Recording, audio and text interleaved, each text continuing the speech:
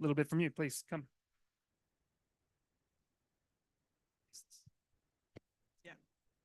Afternoon, everybody. We are delighted to be here with you today, presenting a Camelid Standard. We earlier, on 4th of December, on a Land Day, Global Rangeland Standard and the Rangeland Stewardship Council were launched on that day, and we had a big session on as part of a main session on a land day. As today we wanted to more of a bringing stakeholders, it's such a stark date, so we've launched and we brought the event in the land day, and then we thought that we'll also kind of capture tail end of the conference on the last day. So I hope you had a really productive time at the COP, and we would like to engage with you in introducing the Global Rangeland Standard as well as the Camelid Standard. Across rangelands, there are 22 countries that have camels. Mongolian camel is called a Bactrian. It's a Bactrian camel. Across Arabia, you've got dromedaries. Africa, you've got dromedaries.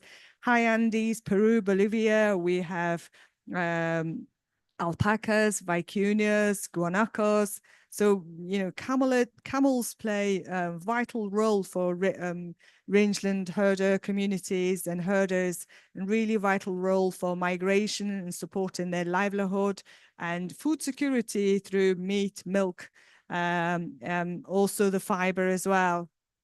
And in some ways that we want to thank UNCCD, who's actually been influential in supporting and funding the Global Rangeland Standard and Rangeland Stewardship Council development. As well as that, we have a dozen of partners who's working on this area together at ILRI and CGIAR centres. And we have it's been managed by IUCN, the project called Stella, and as part of that, it's been funded by Jeff and European Union.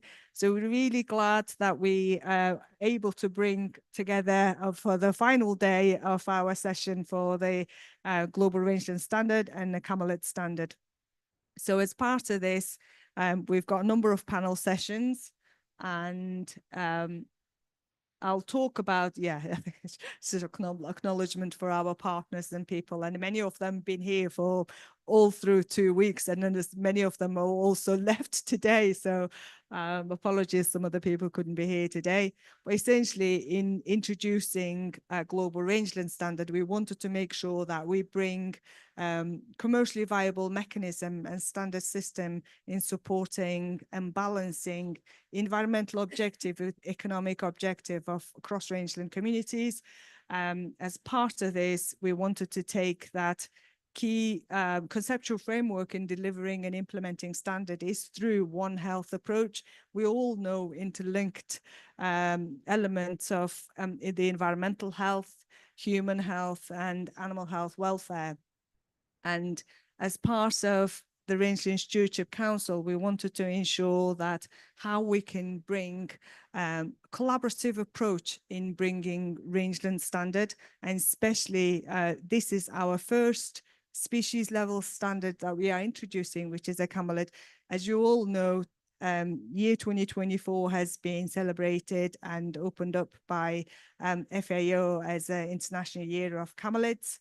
And we don't want to just celebrate the role of camel. We wanted to ensure that sustaining biodiversity, sustaining livelihoods, sustaining the food security across rangelands, the camel play a role. So we wanted to ensure that herder communities have a income security and supported by camelids.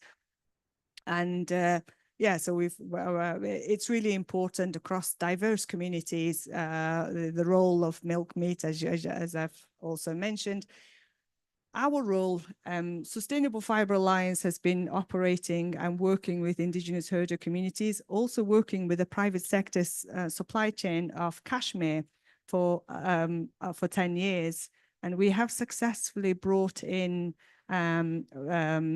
the end-to-end supply chain for herder communities, processing plants, the scouring dehairing plants across China, Mongolia, and as well as all global brand and retailers, as well as the high brand, luxury brands and retailers like LVMH, Loro Piana, and Burberry. We also work with high street brands and retailers such as Marks and Spencer's, the John Lewis's, Inditex, and that kind of thing. So essentially, we work in some ways kind of quite reductionist way. We've started in cashmere is the one commodity that comes from Mongolia, which is really close to my heart, being a Mongolian person.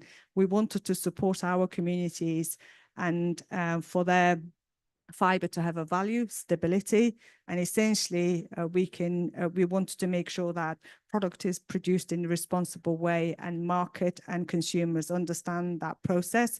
So we started with cashmere. However, cashmere and goat is only one commodity that comes out of rangeland in Mongolia.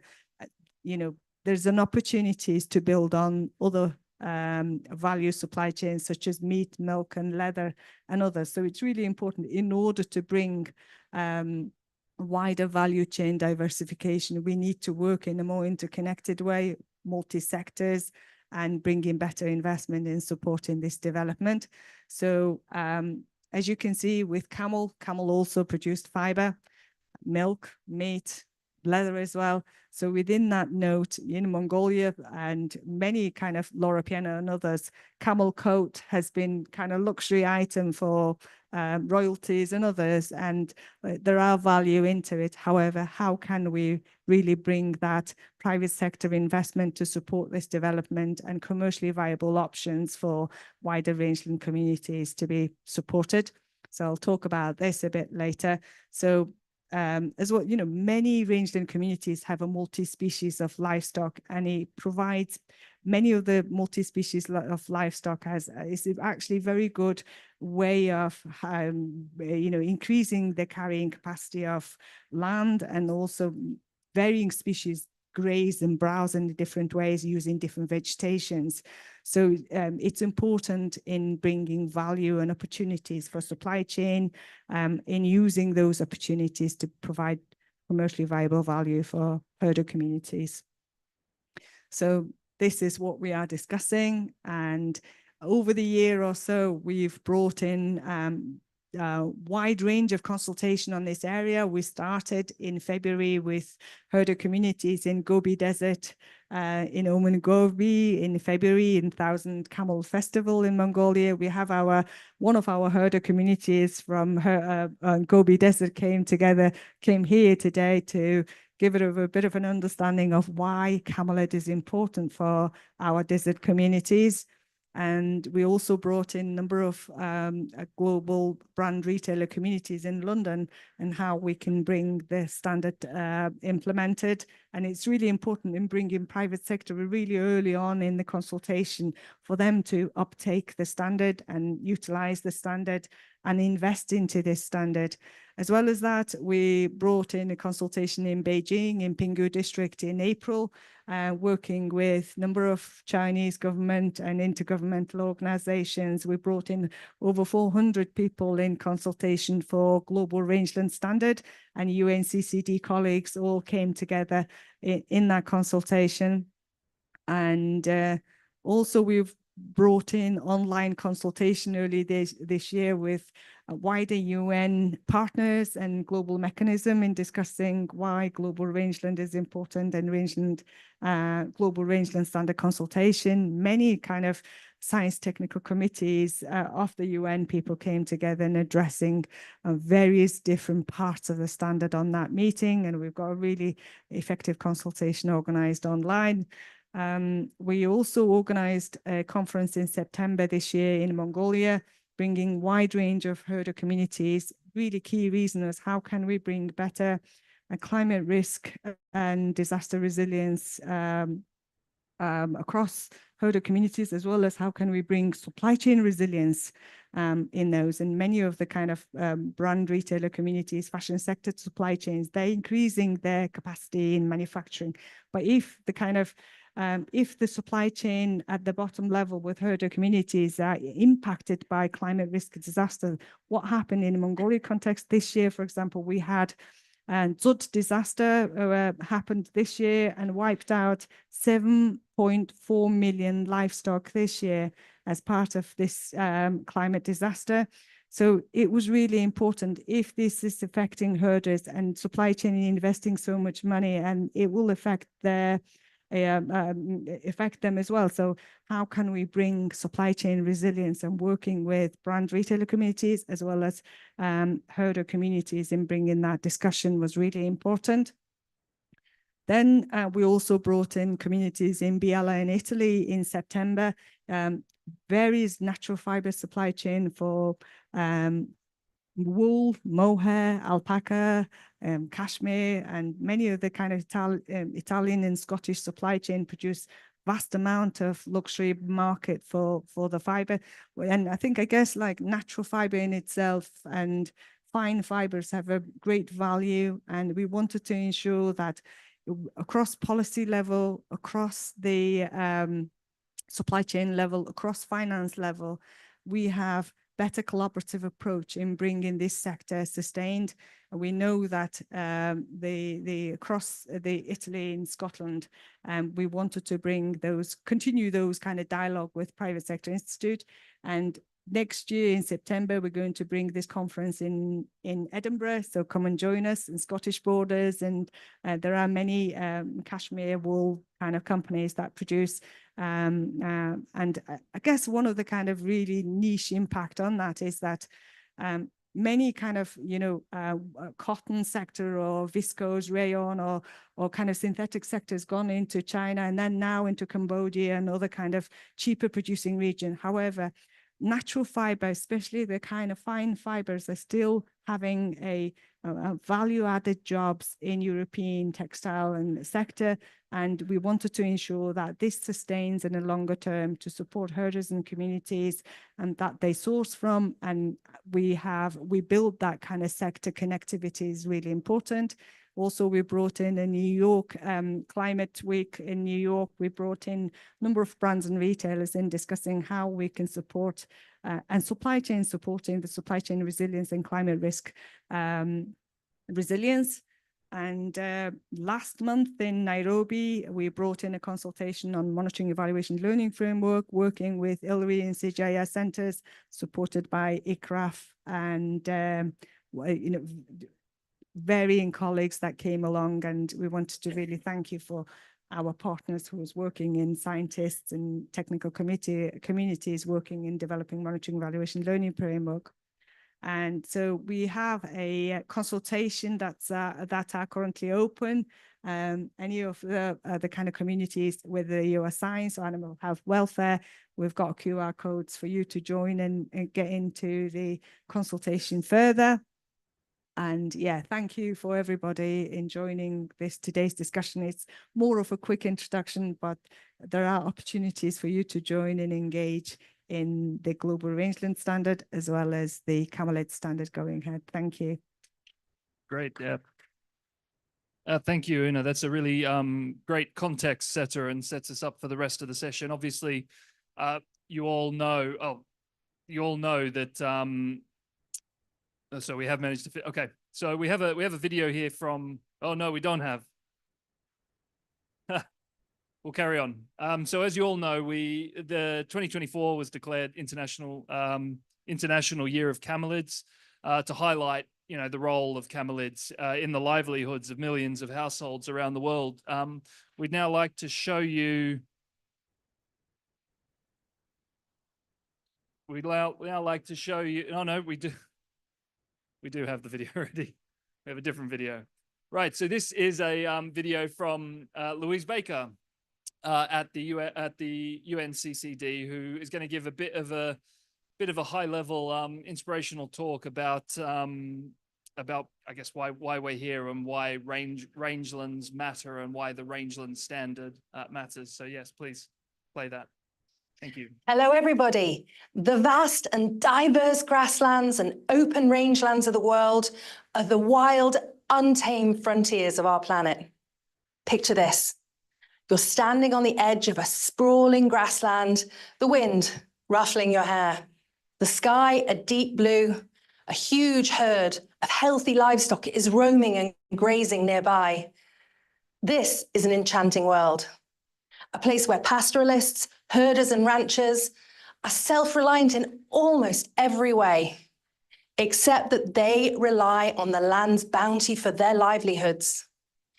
This is not just a place where these communities work, it's their entire way of life. Rangelands aren't just landscape, they're an integral part of our cultural identity. But grasslands and rangelands rarely get the recognition they deserve on the global stage. Rangelands, covering over half of our planet's surface, provide economic benefits, environmental services, and immense cultural riches that are, more often than not, taken for granted. The data that expresses the true value of grasslands and rangelands just isn't out there, because we have in our hands a natural and highly valuable treasure chest, but we seem to have misplaced the key.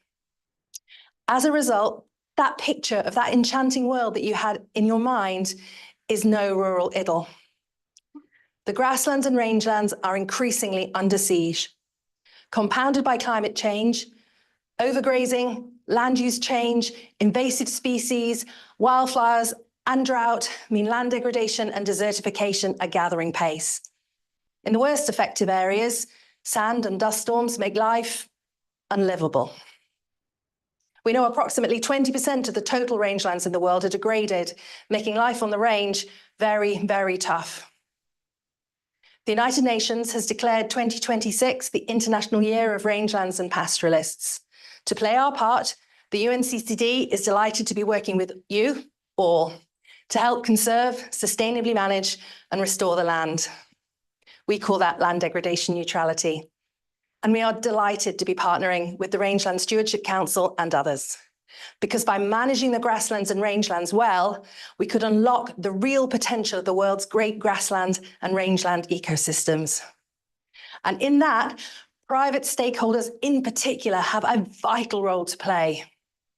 Working together with herders and pastoralists, Indigenous communities, and experts on sustainability, you can ensure the long-term environmental health and economic viability of the rangelands.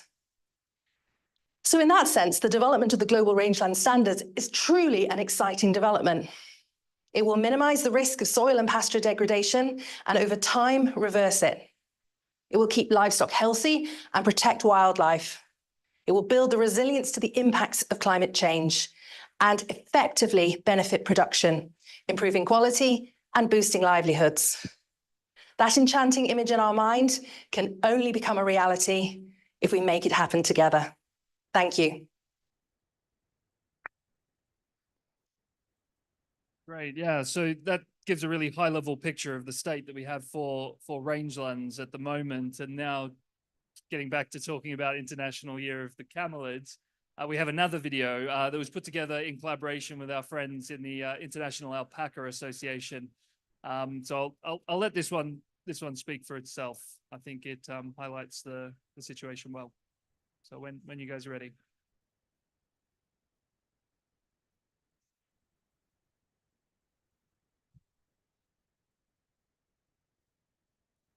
La Organización de las Naciones Unidas ha establecido el 2024 como el Año Internacional de los Camélidos y encargó a la FAO facilitar su implementación en colaboración con los gobiernos, las organizaciones involucradas y todos los demás interesados. Héroes de las montañas y los desiertos, los camélidos son cruciales para la seguridad alimentaria de millones de personas, ya sea como fuente de proteína en su alimentación o como base para su actividad económica. Los camélidos del Viejo Mundo, con los camélidos bactrianos y los dromedarios, habitan históricamente las estepas asiáticas y los desiertos de África. Los camélidos del Nuevo Mundo son la alpaca, llama, la vicuña y el guanaco. Llegaron hace 3 millones de años a Sudamérica y evolucionaron en perfecta armonía con los ecosistemas altoandinos. En todos los casos, son especies adaptadas a climas inhóspitos y extremos, eficientes transformadores de forrajes de bajo valor nutritivo en maravillosos productos ganaderos como fibra, carne, leche y pieles. Los camellos y dromedarios forman parte fundamental del sistema de vida nómade. En sus ecosistemas naturales son utilizados como animales de carga debido a su rusticidad, capacidad de supervivencia y resistencia en climas áridos. Los camélidos sudamericanos contribuyen activamente a la creación y vigencia de prácticas ancestrales y de la visión sociocultural de los pueblos indígenas. Además, constituyen una importante base social de los conocimientos tradicionales y contemporáneos de estos pueblos, los que han mantenido, preservado y protegido la biodiversidad genética. Hoy en día, la crianza y manejo de estas especies domésticas y silvestres involucra aproximadamente a 200.000 familias, en su mayoría pertenecientes a poblaciones vulnerables. La Asociación Internacional de la Alpaca es miembro del Comité Directivo del Año Internacional de los Camélidos y está contribuyendo de esta manera activa en las actividades de planificación y organización. El Año Internacional de los Camélidos presenta una oportunidad única para visibilizar y crear conciencia sobre el papel de los camélidos en la contribución a la reducción de la pobreza a través de la generación de medios de vida, su capacidad de adaptación al cambio climático y la producción sostenible de alimentos destinados a la seguridad alimentaria. Así también, promover la inversión responsable para el desarrollo del sector, la inclusión de las sociedades involucradas y la creación de empleo sostenible, así como a la promoción de la igualdad y equidad social. Great. I love that video. I think, yeah, you can see why a lot of people around the world love these particular animals. I think that shows it very well. So next we have an online presentation. Aya Kaskas, who's the sustainability lead at Nuuk, which is an Arabian camel textiles brand. Aya is going to talk to us. She's an environmental specialist, and she's going to talk to us about resilient rangelands and looking at ways that we can advance sustainability, we can empower the community, and improve camelid welfare through the expansion of this camelid scope. So I guess justifying why it is that we're here today. I also note that that Aya is a founder of a podcast, the Eco House podcast. So I think she'd be disappointed if I didn't mention that. Make sure you subscribe. But Aya, I don't know if you are there. Please speak up and let us know. Hello, can you hear me? We can hear you and we can see your slides as well. So start at your leisure. Thank you for coming. Perfect. Thank you so much, David. First of all, thank you so much, Una, for this insightful presentation and for the videos shared, and for the organizers for bringing us all here. I think it's very important to celebrate the work being done on the standards and also championing sustainability and like the herders as well. So along the way. And these are the core elements of the standard and of our work. So thank you so much for bringing this into action. So as David said, my name is Aya Kaskas, and I'm the Sustainability and Project Lead in Nuuk. Yes, and I'm very honored to be here with you today to present to you what we were doing in terms of sustainability and the community involvement that's been being done. I have also our co-founder, Dr. Muhammad, as well with us in the panel, and he's just the mastermind behind the idea of our company. And together we are going to unveil the compelling story of the camelids, specifically the Arabian camel, sharing insights that reveal its impactful journey, emphasizing its commitment to sustainability and the importance of community involvement. And our agenda for today is we will touch base on 5 important parts, which we'll first talk about the importance of rangelands and camelids that have been stressed on in the videos that we have just seen, and also explain the challenges they go through and what solutions can be proposed, as well as a brief introduction to Nuuk and some sustainability pathways and community involvement that to finally reach the Camelid Standard and its significance. So let's dive in.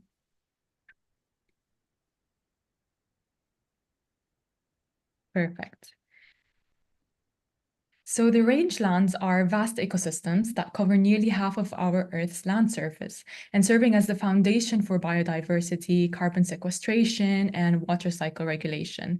Yes, I'm going to be talking a lot about the environment and sustainability. So they're not just habitats for wildlife, but also vital resources for human livelihoods as well, especially in the arid and semi-arid regions. With these ecosystems, the camelids, such as the camels, the dromedary and the bacterian, the llamas and the alpacas, they play a crucial role in maintaining ecological balance and supporting local communities. So these resilient animals are uniquely adapted to thrive in harsh environments, serving as a sustainable source of food, fiber, and transport for the pastoralist communities. And camelids not only support the survival of millions, but also embody a harmonious relationship between human and nature, showcasing the critical interdependence between the rangelands and community resilience, and protecting these ecosystems and their keystone species. It is very vital for our shared future.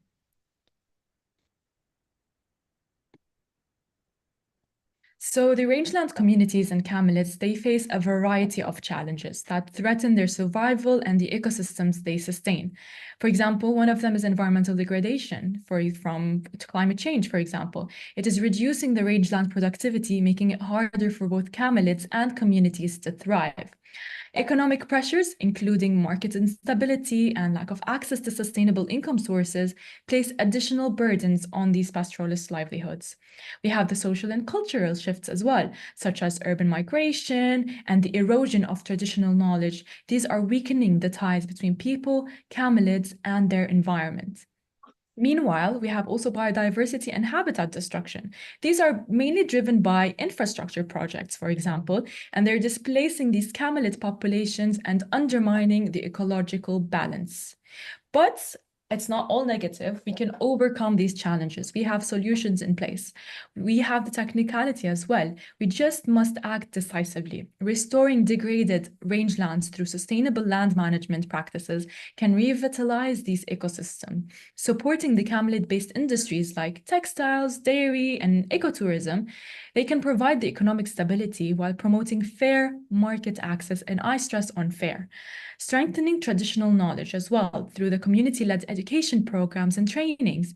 Intergenerational dialogue can preserve cultural heritage and deepen this environmental stewardship. And finally, protecting the biodiversity and habitats through conservation efforts and putting these conservation policies in act. So this land using planning as well will ensure a future where rangelands, camelids, and communities thrive in harmony. So these are some integrated solutions that offer a path towards resilience and sustainability. Nook. What is Nook? Nook is derived from the Arabic word for female camel. It symbolizes the strength, the grace, and the endurance of these remarkable animals that have come to represent. The Arabian camel has been an inseparable part of the Arabian history and culture for centuries. It provided mobility across the vast desert, instilling a sense of freedom and self-reliance within these indigenous Arab communities and herders. And from this, Nook was born. Our mission is to deliver sustainable Arabian camel textiles that honor the Arabian heritage and ensure Arabian camel welfare, while empowering herder communities by providing fair trade opportunities and strengthening their livelihoods. So it's a win-win situation. We want to establish Arabian camel hair as a new, noble fiber, redefining luxury and innovation in the textile market. Our vision is to elevate the Arabian heritage worldwide, unlocking a novel supply, sustainable supply chain, and driving economic growth across the MENA region. We also aim to inspire sustainable innovation by bridging the cultures and aligning with the 5 domains animal welfare that we will talk about in more details. This is all to ensure the ethical and responsible practices. And also, as you can see here in the map, there's a clear gap, if you can see here, in the North African region and the MENA region in general. So what we did is we discovered the Arabian camel hair. And we have added a valuable textile and fiber to this library of textiles, and we have closed this gap with this valuable resource.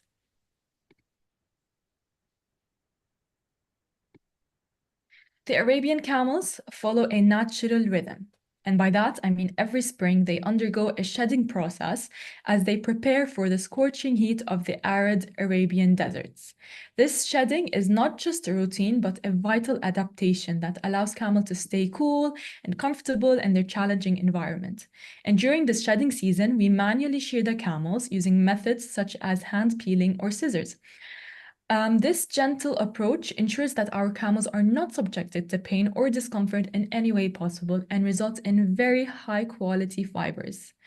So, as I said, this annual spring cycle means this is a renewable resource. And we prioritize also waste reduction as much as we can in the supply chain, and that's what we've been working on. So in terms of the green, making the supply chain more green, and we also strive to minimize the carbon footprint by focusing on, for example, reducing transport, making more energy efficiency, and offset programs. We also have picked sustainability development goals that we are working on achieving as well. And these are, for example, SDG 1, which is elevating poverty by empowering the herders, SDG 3, prioritizing animal health, SDG 8, fostering economic prosperity, SDG 9, building a sustainable green infrastructure, SDG 12, emphasizing waste reduction, SDG 13, striving for carbon neutrality, and SDG 17, engaging in partnerships for advancing camel research.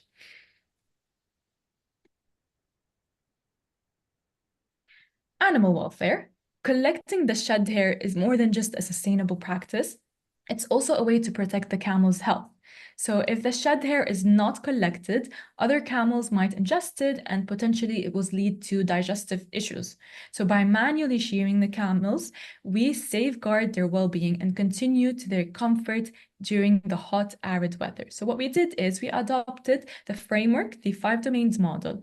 And it mainly encompasses nutrition, ensuring the camels receive a balanced and nutritious diet, their living environment, providing a safe and comfortable habitat for them, their health, upholding responsible and caring practices, behavior, ensuring stress-free handling and transport, and their mental domain as well. So implementing comprehensive plans that prioritize the welfare of our camels.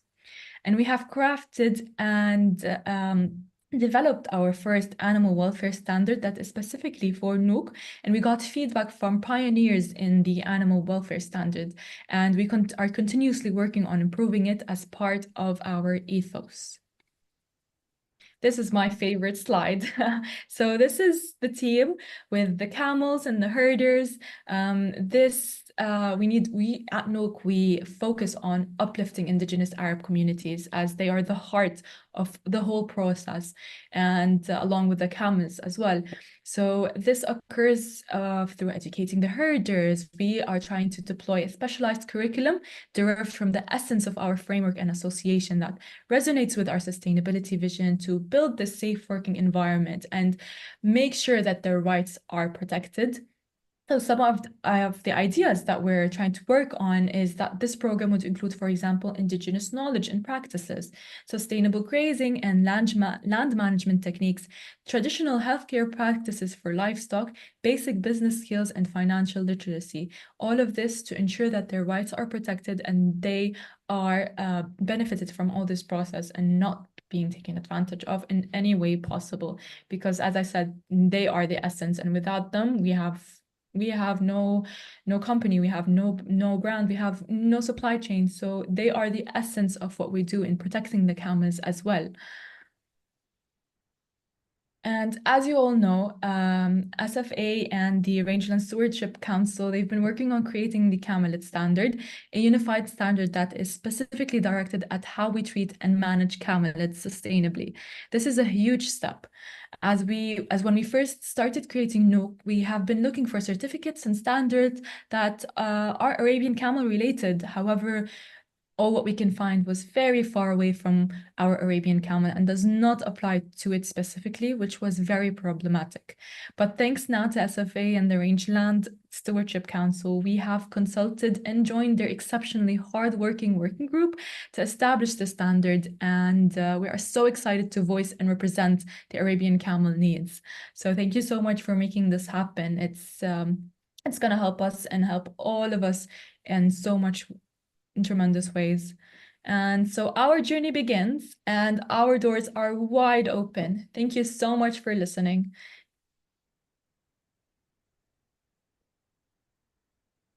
Yeah, thank you. I think we've obviously heard from Una and Louise and the International Alpaca Association about the need on the ground for these things to be in place, and it's great to hear from an organization like yourselves that the demand for this is there as well. That you guys are ready and keen to start doing that part of the journey. Moving on to the next part now, we're going to welcome up Vandandoj Sumaya, who is the country coordinator at the SFA. And he has a very important role at the SFA in coordinating with our herder communities and making sure everything works as intended. But I think also at his heart and what makes him so good for this role and for working for this organization is that he is an ecologist with lots of experience in the things that we are talking about, not just working on conservation and wetlands projects in Mongolia, but as I like to call him, my fellow Australian, where he did studies in Sydney, looking at rangelands in Australia as well. So he has that generalist approach. Anyway, Vanka, it would be great to get you to come up and talk a little bit about some of the consultation with herders that we have already done. I think this looks like yours. Is this yours? There we go. Yeah, actually, I took this photo while traveling to Western Mongolia, like 300 kilometers by foot and camel riding trip. Okay, back to the.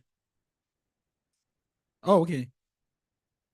Okay, so yeah, shortly, as they mentioned, we did, and then also Una also mentioned that we have done consultation with our camel herders in South Gobi of Mongolia. So I will briefly talking about this. So basically, camelid, in terms of camelid species, there are two different species. One is domestic Bactrian camel, and then another one is a wild Bactrian camel. So basically, those are genetically independent. Separate species. It has been confirmed, but for the domestic, we have like around 500,000 camels in Mongolia. Out of we totally have like around 70 million livestock in total. But it's just half a million in terms of population. And then for the wild one, it is globally endangered species as well. So also inhabit in southern part of Mongolia. It's basically also the same region as Mongolian domestic camel is kept. Yeah. So for the Mongolian harsh environment, we basically the camel is residing or inhabit in the Gobi Desert region, but Mongolian Gobi, it's a cold Gobi desert. So we have sometimes deep snow. And then it is playing, the camel plays an important part of the local, camel herders' livelihood and then local culture as well.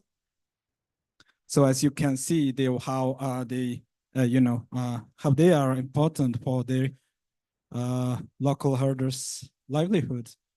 And then also the government is trying to, increase the number of camel and then camel production and encourage its, in tourism industry. So yeah, 10,000 Camel Festival, it's also one part of the cultural, importance related to camel.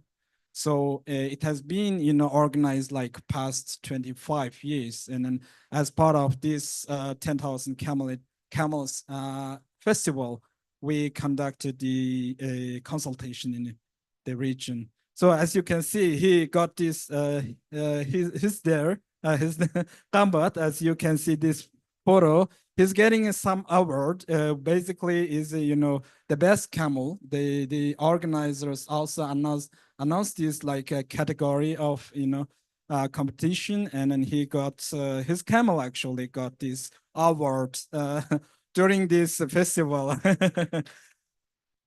Yeah, and then in terms of Camelid Standard, we held 2 sessions in during that festival.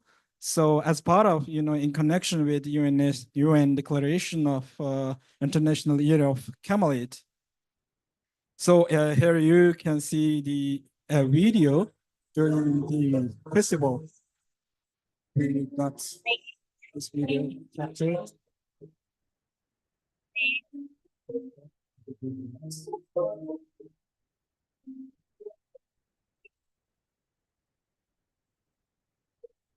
The consultation part.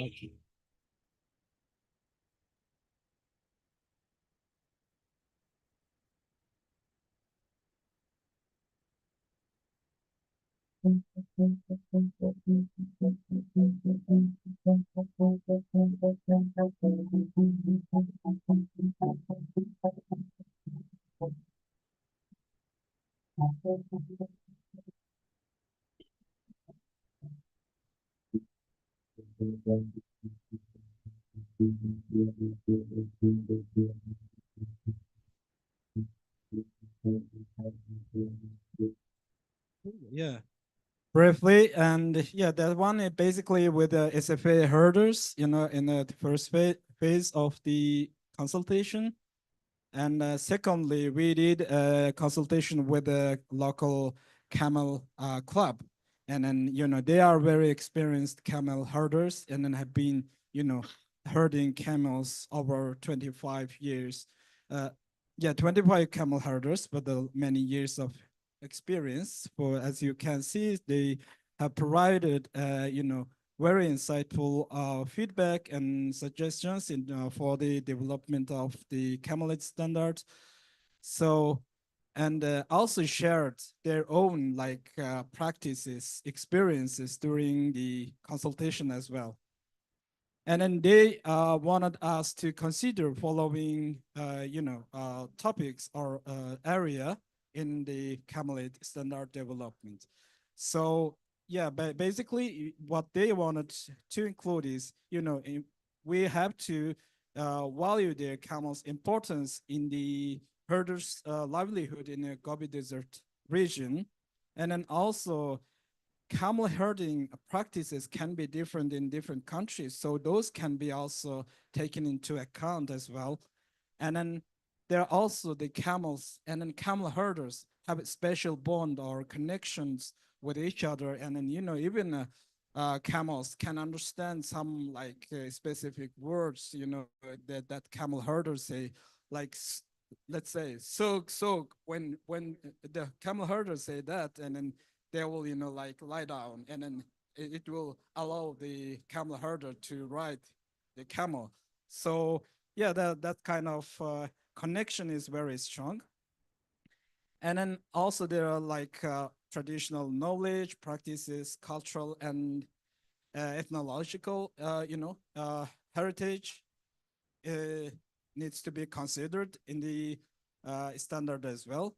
And then also each government or, camel herding countries have their own policies regarding the camel herding or supporting the camel herders. So it has also needs to be, aligned with the government regulations and policies.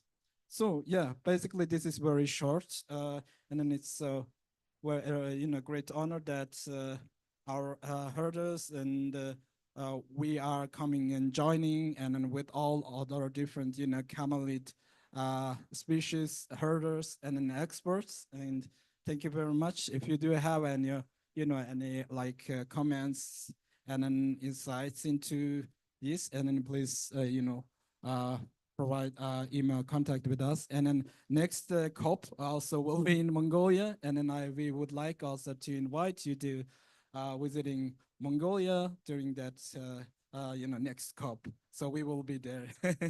Thank you.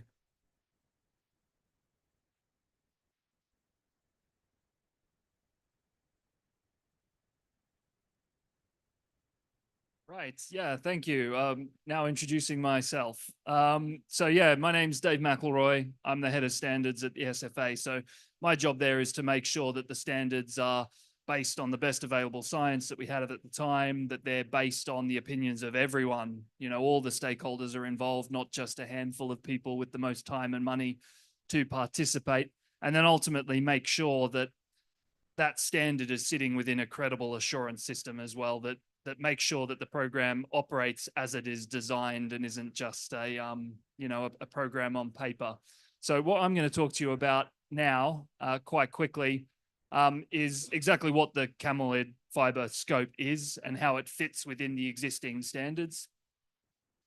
So as a bit of background, good to say what a standard setter is. So a standard setter is what it says on the box, someone who defines a standard. So basically the document codifies in writing in plain language what good looks like. So what herders or producers should be doing for that particular process or commodity in order to be considered ethical producers of that commodity. So the example I'm using here is Sustainable Fibre Alliance. So we focus on animal fibers, specifically cashmere, and we're going to expand our scope to include camelid fibre. We also have a standard for fibre processing, which is rules for those doing that primary processing. And we have a chain of custody standard as well. And that is basically rules for trading the fibre to make sure that fraud and counterfeiting is minimized. And the idea is that by having this certification chain through the value chain, we're able to recognize those who are contributing value, that added value towards that certified product, and make sure that everyone contributing that value is getting the benefits. And by doing that, we're also able to connect those decisions at the end with a consumer who's buying, a scarf or some yarn or whatever, with the actions that are happening on the rangelands. And in theory, that way we're able to connect those decisions of that consumer with what's happening on the rangelands. Now, it's worth to pause at this point to talk about third-party assurance. So obviously anyone can just whack a logo on a product and say, yeah, that's dolphin friendly, jobs are good. And that wouldn't be credible, right? Because you could just do that because it's in your best interest. There's a conflict of interest. So what we run at the Sustainable Fibre Alliance is a third-party assurance scheme, which is essentially that there is an independent third party called a conformity assessment body that looks at what is happening on the ground and decides whether that individual producer is conforming with what the standard said. And these are technical experts that need accreditation. They need approval from other systems. And I guess the important thing here is that this is about separating power within the decision-making process and creating a situation where, in order for someone to be naughty, the conspiracy needs to be quite large, right?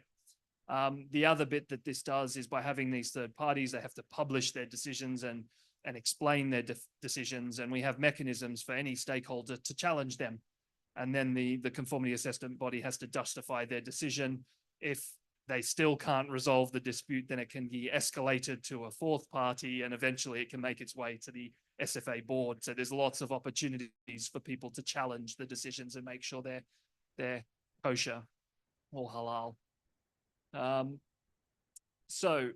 Yeah, we think that these mechanisms, these are quite strong. These certification mechanisms are quite strong for leading to a future, that future that Louise Baker is envisioning there.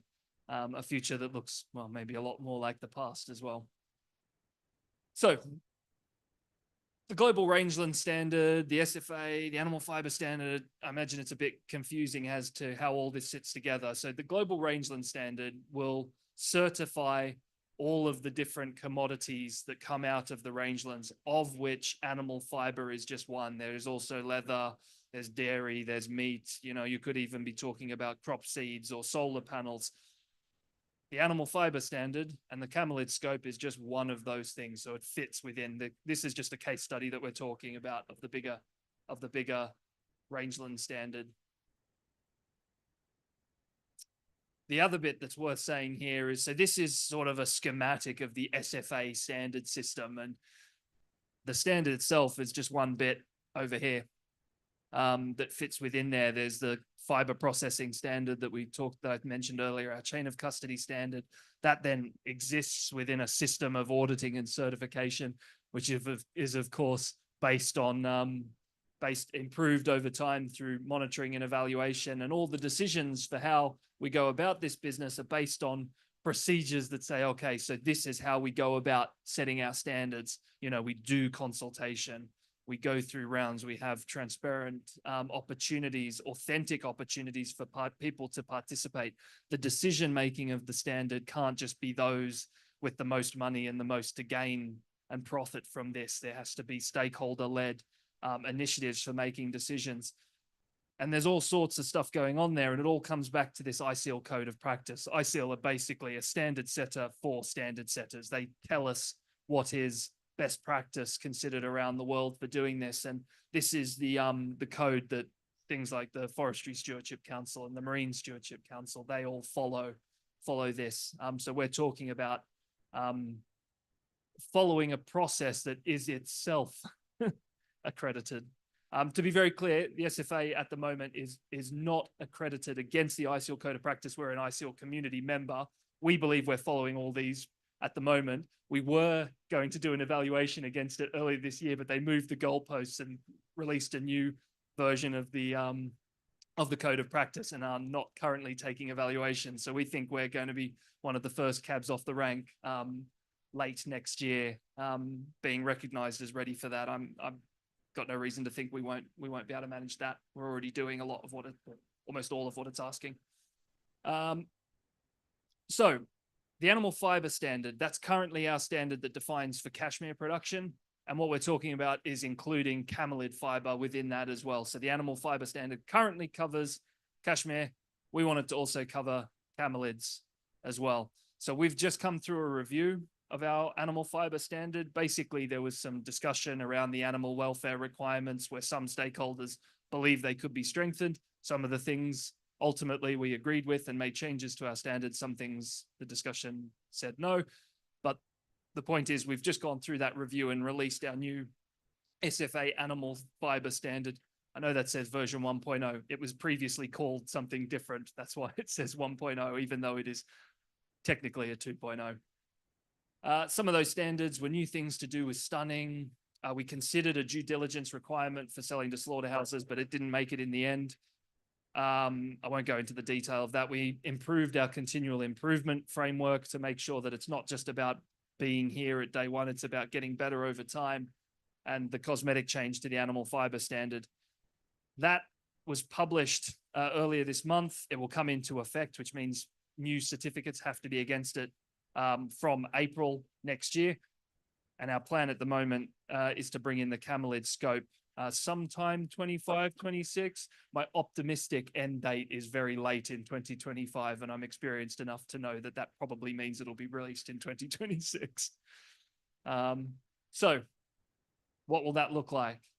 We will still have an animal fiber standard. It'll be a version 2.0. It'll include a camel fiber scope. We'll include camelids in the SFA animal fiber standard.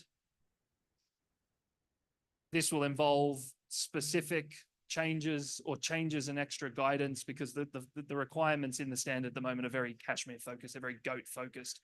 And so there will need to be changes that say how those requirements that were designed for goats should be applied for camels. There'll probably be new requirements specific to camelids, which I'll give some clues on what they may be on the next slide. And we're also going to start thinking about any other animal fibers that we want to consider. And we've historically just done cashmere, but the change to the SFA animal fiber standard and that sort of naming recognizes that there's loads of other animal fibers around the world that currently aren't certified, and some of the other ones that aren't covered are horse and yak. And so we may start thinking about and looking at that beyond including camelid. Timelines for this, you're getting our statement of intent now. This is what we plan to do. We'll publish a hard copy version of that probably early in the new year that will go on our website that'll say this is exactly what we're doing and include this kind of information. We'll continue consulting on our intent, so our high level ideas of what it is that we want to do here until around mid-April. And at that point, we'll create a draft version of the new standard. We'll move on from the agreeing the premise of what we're trying to do and move into the details of what the actual standard should look like. And so there will be full consultations on that draft in July and September, where people will be able to actually see written down what it is that we're proposing. Aiming for that, there's that January 2026 rather than December 2025 publication date, hoping for it to come into effect. So people like Gamba can start using it by April the next year. This is what is currently on our website. There is an open consultation going on at the moment. I have a slide, I think, coming up that says, has a QR code that takes you directly to this, but you can find it on our website. And the idea here is that we're always listening. So it's always opportunity for people to submit stuff. We might not look at it immediately, but you know that before a decision is made, whatever you say will be considered. We had a Camelid working group. And this is what Aya was talking about before, about a month ago, where we started pulling together some of the things that we've learned and looking at the draft stuff to discuss what sorts of things need to change. So we had a range of Camelid experts on the call, and to just give you a sample of the sorts of things we discussed that aren't currently covered by the animal fibre standard is the need for salt licks. Welfare risks for nose pegs, very specific thing for camels. There's a significant difference between the water, shelter, and rest needs of goats and camels. There could be a fair bit of work there. And castration of adult camels is more common than in goats. So castrations are common. We've discussed a lot of that in goats in the last year or so. And the differences between goats and camels is, well, I'm learning is quite significant. And you can see in particular, well, I think I'll leave for Vanka and Gamba to maybe talk about this when we get to the panel in a bit more detail. So yeah, for more information, please do email us on this. And we're happy to try and fit in and fit around you guys however we can. So that's me. We're now going to go on to a bit of panel discussion where we've got Aya and Mohammed online. I will introduce Mohammed and I will introduce Gambat in detail. You've already met Una, our wonderful CEO, and Vanka, and of course I'll try and answer any questions that come up as well. But to introduce the other people, we've got Mohammed online. Well, he's come onto screen. Hello, give a wave. Thank you for joining us. Mohammed Madani has quite a lot of experience here, 18 years of research, teaching, consulting, and industry experience with natural fibers, as well as sustainable product development. You're an adjunct associate professor at North Carolina State University. And because that's not enough, you're also with the German University of Cairo, which is very impressive. And he still finds time to be the CEO of Horizon Research and Innovation Center, the managing partner of Intexive Consultative, and a strategy consultant at Nuke. I think the coolest bit on your bio that I've been given that I was really interested in is the stuff to do with palm fill.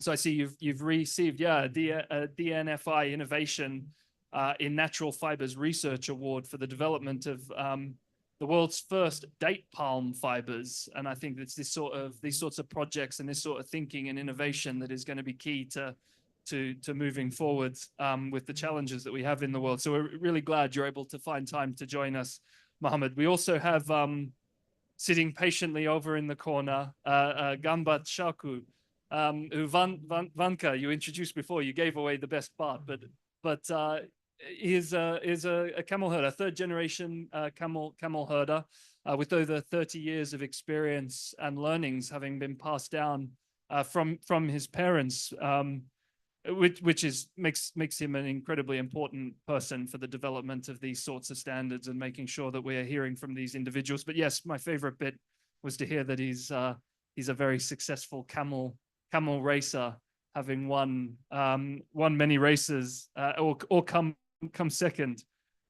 So yeah, to hear individuals with this sort of experience taking an interest in the sorts of things that we're talking about today is, inspiring and provides me with a lot of hope. So I guess as a really first place to start, Vanka, I'll go to Gambad, and then Mohammed, I will kind of ask you the same question. What are some of the things that are different about camel husbandry compared to some of the more common, cattle or sheep or goats that represent a lot more? What's special about camel husbandry? And then, yeah, I'll ask you the same question, Mohammed, after Gamba has had a go, with specific reference to what you think should be included in the standard.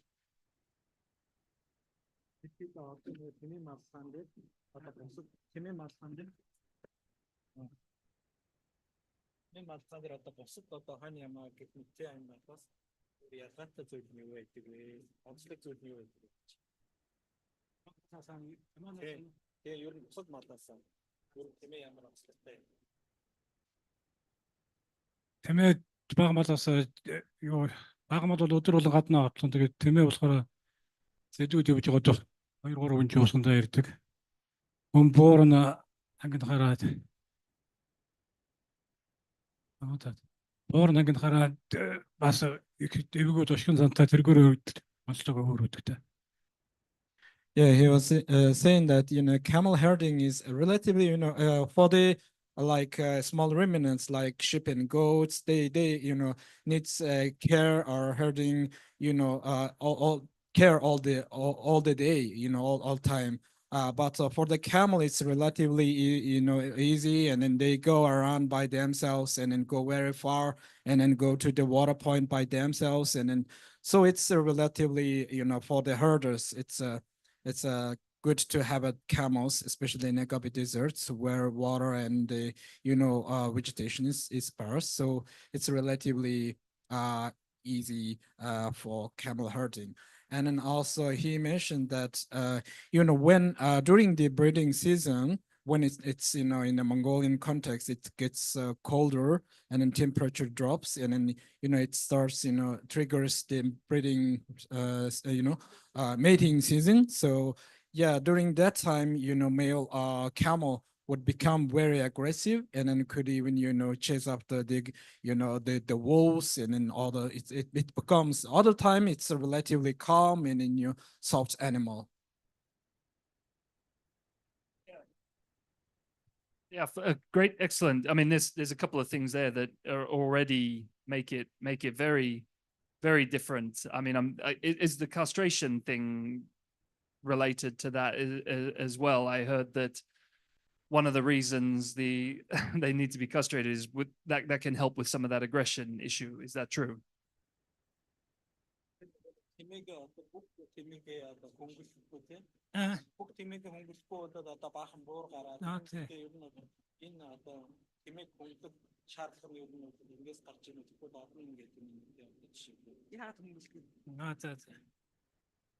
Тэмээнүүдийг бол буур тавах тэмээгээл хөнгөлөхгүй бусдын хөнгөлөн.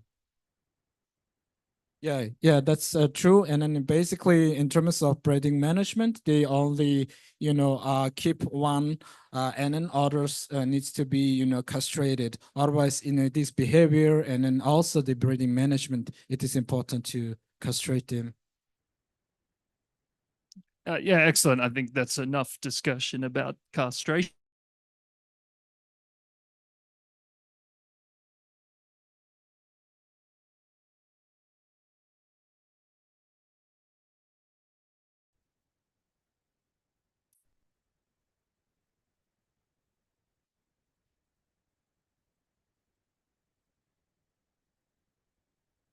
Yeah, Mohammed, I think you're on mute.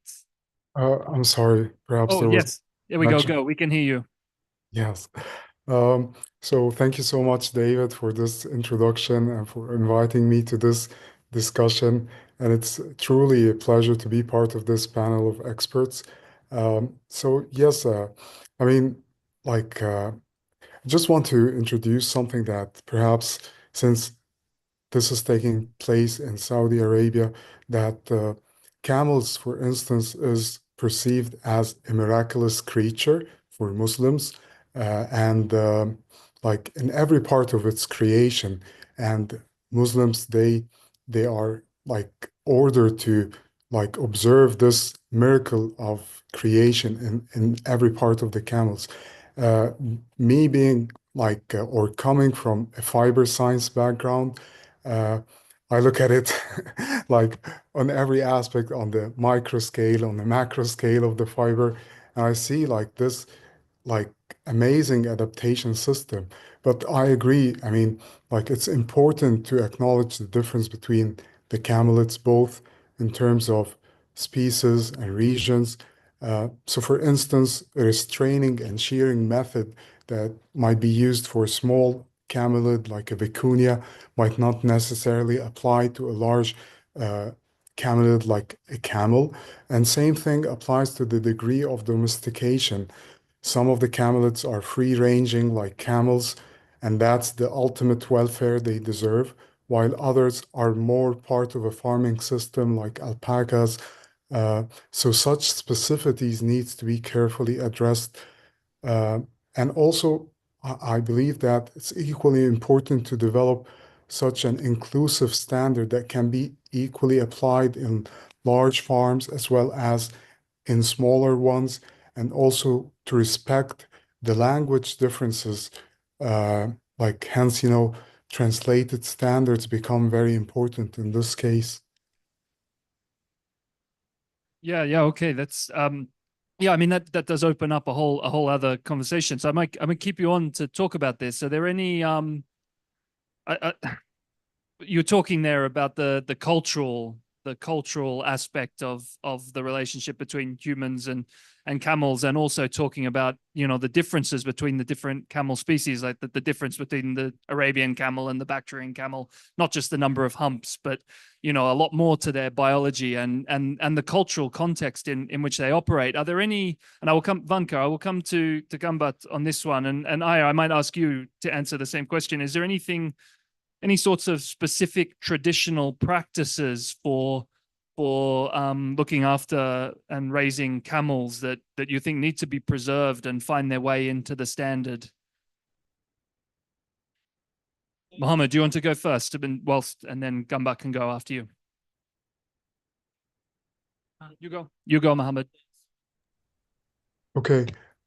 Yes. So what I refer to, like those like differences. So, like in our case, it was actually like building a value chain from scratch. People in regions where dromedaries are being like raised, they are not considering this kind of like use of a fiber. Perhaps it's widely used for meat or milk, but fiber is something that is completely new to them.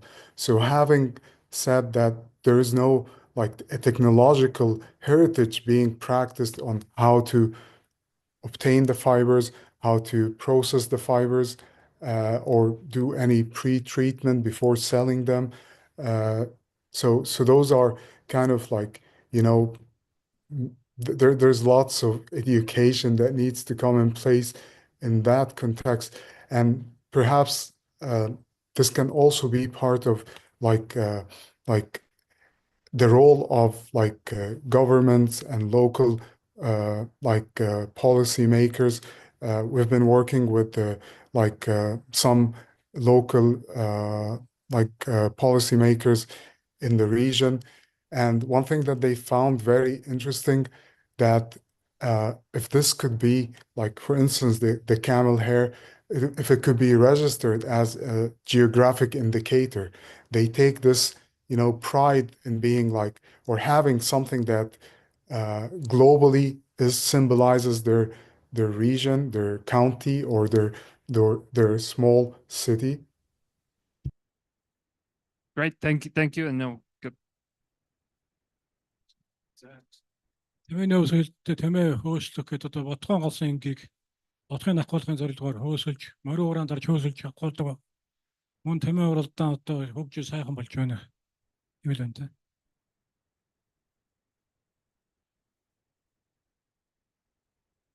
In terms of Mongolian context, Mongolian herders, there is a specific tradition or cultural kind of heritage, which is camel, coaxing ritual, which is basically performed during the time when female camel, abandoned or rejected its baby camel, and then this practice is basically performed to give the baby accepted for its mother, So during that time, there is like a traditional musical instrument like horse-headed fiddle, they put it in one hump of the camel, and then they start kind of singing song, and then gradually over time, keep singing, and then camel accepts it's a baby, and then starts crying. It's like it became one of the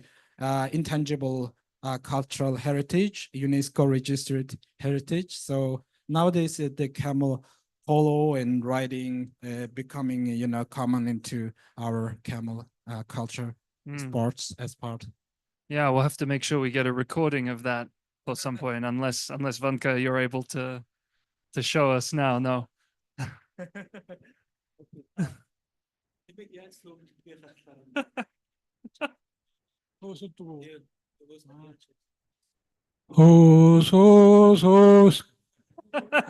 Perfect. That's that makes this the kind of sounds during that performance. Great. And yeah, I think I promised Aya a chance to answer this question as well about specific traditional practices that would need, that she thinks should appear in the standard. Yes, so as Dr. Muhammad and Gamba said, I totally agree with them. Like preserving these rituals is very, very important and crucial because for the herders and for the camels, because they're the ones who've been with them for years and decades, and to pass these things from generation to generation is really important. But I just wanted to add as well the balance between the traditional knowledge and the technology as well is very important. So we don't want the technology to overrule these traditional practices, and we also want to support these traditional practices with the technology that's being available to facilitate this transition to herders as well. So we don't want to overrule this, but we want to let them work together, like the technology and the traditions. That way we would increase the efficiency in every aspect of caring for these camelids. Thank you.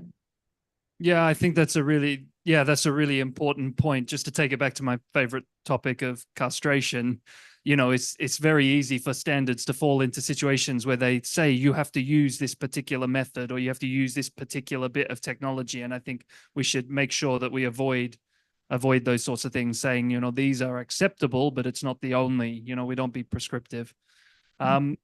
So moving on to another topic. So what, and Vanka, Aya, Una, I'd be interested to hear from all of you on this one. Obviously, the biggest threat to rangelands is climate change, and I'm not taking away from that or trying to say anything other than that. But obviously, anyone who's using the rangeland has a part to play, and you can be part of the problem or part of the solution. Are there any specific things for camel husbandry that are creating a challenge for rangelands that the standard should look at? Yeah, I think not necessarily a standard.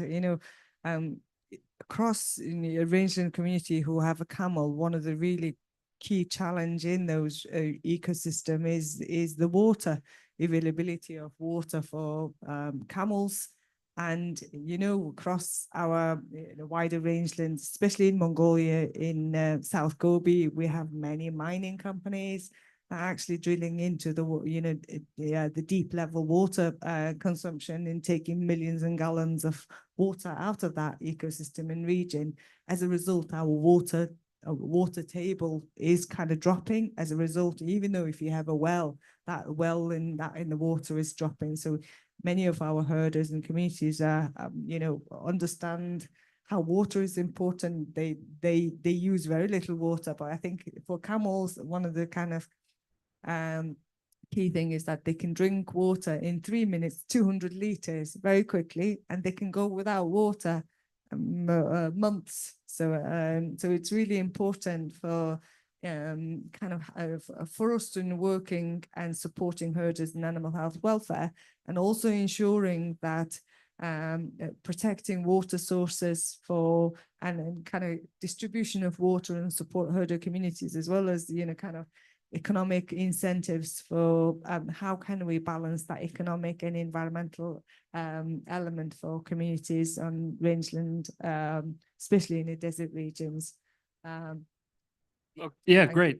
Vanka, do you have anything to take there or add to that?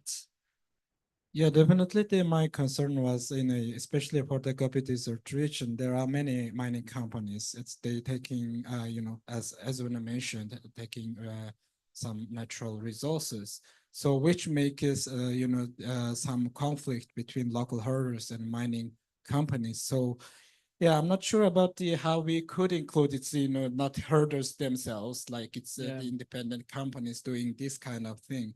But maybe corporate responsibility as part of their corporate responsibility, maybe they have to be kind of somehow responsible in these, their activities in their region of the camel herders. It's almost like there needs to be a Rangeland Standard.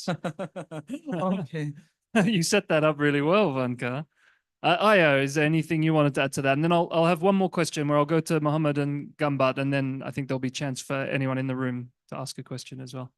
Yes, so as Una mentioned, water is very important to take into account when talking about climate change. And we cannot hinder the fact that climate change implications, we're touch basing on them now. And for recently, the report by the Intergovernmental Panel on Climate Change states that we need to act now in order to preserve our environment and especially also our rangelands. So what needs to be done, for example, in the standards, if we can include some mitigation or adaptation strategies to help, for example, mechanisms to be put in place to help the herder know what to do in case of a shift in the processes because of the climate change. For example, we know for the Arabian camel, it sheds every spring. So if spring has been delayed because of climate change, or even worse, for example, a heat wave had come, what should the herders do? How should they act? Is there specific, for example, more water they should be given to the camels? But we know that camels are low maintenance and very, very, very resilient. So this has come to our advantage, but we also need to take action and have strategies in place to reduce this risk. Thank you. Yeah, great. Thank you. Yeah, well said. So one thing that's coming up also for the SFA this year is we're going to look to review our fiber processing standard. And if we're going to cashmere fiber, and if we're going to expand to camel fiber, we also need to understand that process. So it would be great to hear first from Gambat, as I guess at the first part of this stage, hear a little bit about how the fiber producing and processing system works. So how is the fiber harvested? We'll hear from Gambat, and then when that gets handed over to Mohammed to hear a little bit about primary processing. And maybe Gambat, if it would help, I can pretend to be, make sure you translate all this. I can pretend to be a camel and he can show, but make sure it's not for racing, okay? Just, no?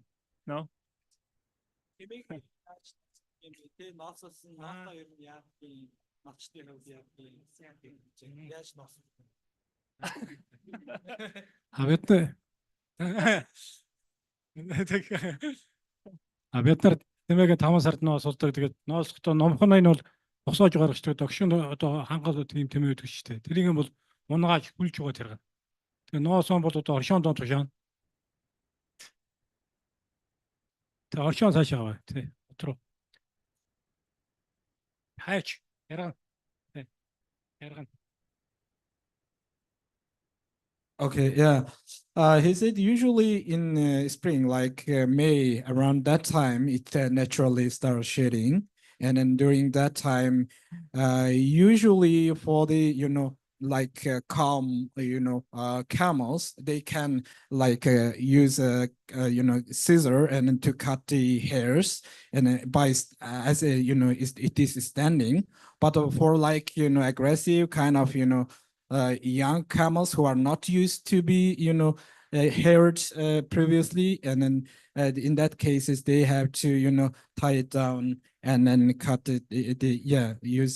cut the wool, and usually, and they after that harvesting the wool, and then they sell it to the local cooperative in which they are member of. So and then the cooperative further sell it to the processing companies. So, I mean, we saw in the video that I put up before, just it comes away in these big clumps. So is it still shearing? It's not combing.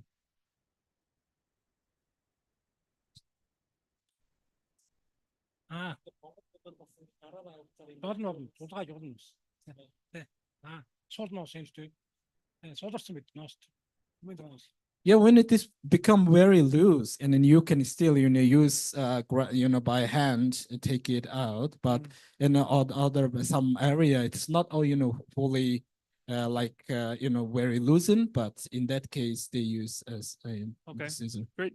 All right. And yeah, Mohammed, it'd be great to hear. So for cashmere, the first stage in the processing is sort of the scouring and the washing, but there's the dehairing to remove all of the guard hairs and all those sorts of things. Is it similar for primary processing in camel? Like what needs to happen? Yes, so the process is really similar, but the characteristics are different. So, I always say that the challenge comes into place because there's no technological base that is established for such kind of fibers. So, for instance, cotton spinning systems, it's suitable for spinning fibers in the range of up to 35 millimeters, whereas for wool spinning system, it's based on fibers that is in the range of 80 millimeters. So everything in between, it has to be custom made. So there's no specific or off-the-shelf solutions or processing methods that can be used directly for this. You have to build a specific system for this. And this is something that we've been struggling with. Actually, our project started in 2017. So over the past 7.5 years, we've been going through this journey of developing the best industrial processing protocol for this kind of fiber.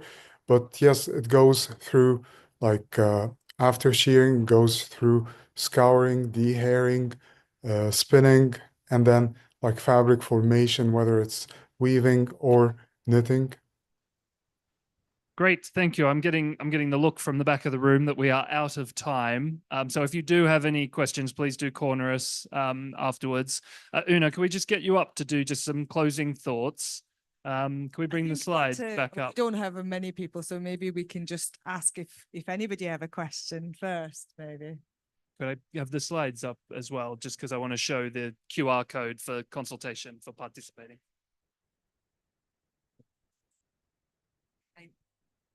Thank you very much. Very, very interesting. I have a question for Mr. Gamba.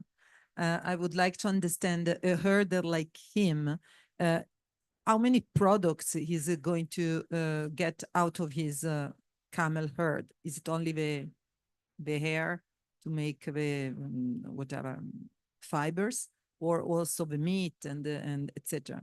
And the second question is, I'm from the World Bank. I'm working right now in Africa, in the Sahel in particular. And so the question is, are the camels in the Sahel also good for this kind of fibers, or is there a difference, like the camels of Mongolia are better for fibers and the camels of the Sahel are better for, I don't know, leather, or what it is? And also, where is the market for these products? Who buys? Which countries are buying? I'm from Italy. I know very well cashmere, but I don't know. I never bought any sweater made out of camel or coats. So I wanted to know where is the market. Thank you. Yeah, the first question there, I think good to go to Gamba. And then maybe Mohammed, you can ask about the market and differences between the different camels, though I suspect Mohammed might say the Arabian camel is better and Gamba might say that the Mongolian camel is better, to give you the short answer.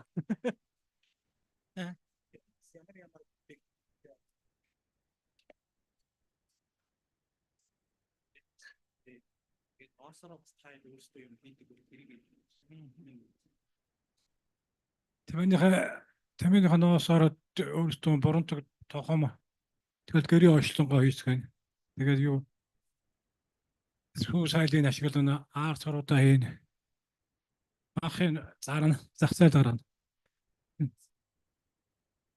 Нэг тэмээс ч одоо баг тэмээс нэг 5-аас 8 илтэй томороод хэрэгтэй. Yeah, basically, for the camels, they harvest wool, which is basically 5 to 8 kilogram per cow per camel, and also for the dairy products they make, they do a different variety of camels, curd, cheese, like a lot of different types of dairy products they make. And also for the meat, they also sell it to the market. And then also the and then also skin and hides can be also sold in the market as well. So with the wool, they do also some different handmade products, like longer, very long, like tying, right? Ropes. Yeah, ropes. They make and then use it for different purposes.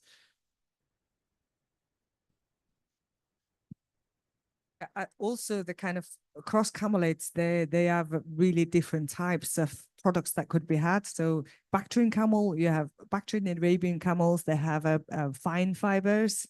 So you can be used more in that kind of, Max Mara, Italian company, they made their camel coat, and that's very famous. And also, camel milk has got a very special, properties. And I know that coming from Mongolia, going into desert, in Gobi Desert and things, and families, they often just, in the sun could be really kind of, harsh in those environment, UV lights and things. Often they just take some camel milk and then wash their children with it. So it's sun protection straight away. So, and also wider than that. And they have properties in having,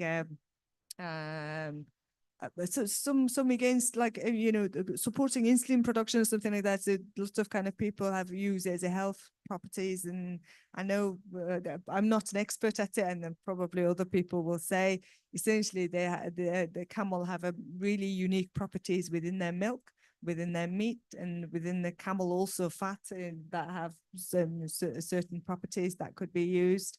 Yeah, I think essentially not many camel supply chain is developed. Going forward, we look forward as part of the standard. We wanted to make sure that opening up a market and opportunities and processing of all these kind of products that come out of camels and across rangelands, not just kind of a camel product, also kind of rangeland recreation purposes. How can we support rangeland communities that have camel would be really important going forward. Yeah. Right, Mohammed, do you want to have a go at this? I'm thinking of camel milk sunscreen as something you could sell in Germany for a lot of money. Yes, so actually it's kind of surprising, because as we've been exploring the Arabian camel value chain, we were very curious, why do people even own camels in our region? We thought perhaps for mobility, for their meat, or for their milk. But what we've realized that the answer was none of the above, but actually people own camels as a symbol of prestige, as a social status. So they grow camel because they have this strong cultural attachment to camels. So this was something really surprising for us. So they don't care if they get the milk, if they get the meat, if they get the fiber. It's not actually what they're raising camels for. So that was one thing that was actually surprising to us. But I'm not biased. I love the Mongolian camels, by the way. I think it's just like one family, like the dromedary and the bacterian, and there are so much in similarities with each other. The fiber quality is not the same across different camel breeds from the same species, from the dromedary. And this is something that we've been also working on, like identifying the best breeds in terms of fiber quality, the fiber yield. As Gambat mentioned, like bacterian camel, probably can produce like 5 kilograms of fiber per year, whereas for like an Arabian camel, it's limited to 1 kilogram. But you know, like after all, the number of Arabian camels, they almost 40 million camels, like across the vast deserts in like North and North and East Africa, as well as in the Arabian Peninsula. So, but not all breeds have the same hair quality. And this is something, and not like even within the same breed, like not every part of the camel fleece is suitable for obtaining the best fiber quality. And I would assume that this is the same for Mongolian camels as well. Great, thank you. We had one more question, but I'm getting from the back of the room like the murder symbol, and I'm fearing for my health. So I will have to stop here, but I would love to hear your question offline if that's okay. So thank you